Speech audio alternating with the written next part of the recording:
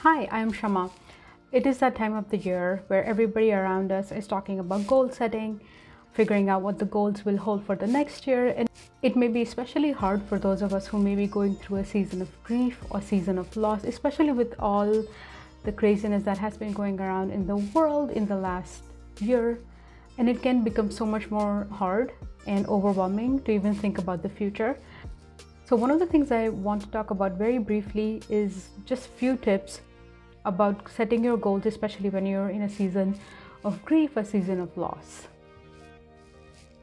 Tip number one, set short-term goals. We do not need to plan for the entire year. We do not even need to plan for the entire month.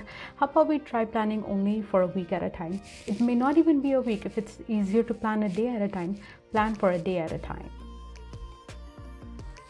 Tip number two, set no more than 2 to 4 goals, a minimum of 2, a maximum of 4, no more than that.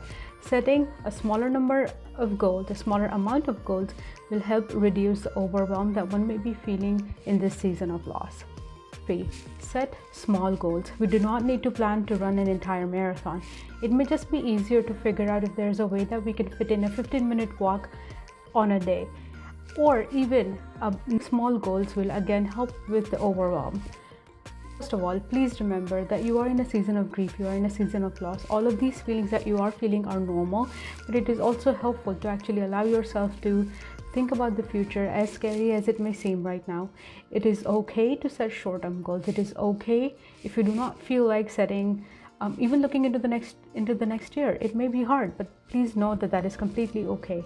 Please know that even when you actually put something down on paper, define these goals for you, that you can always go back and change them. You can go back and fix the timeline. There is nothing wrong with doing that, but it is also important to recognize and honor the season that you are in. Recognize that the feelings that you're feeling are completely normal.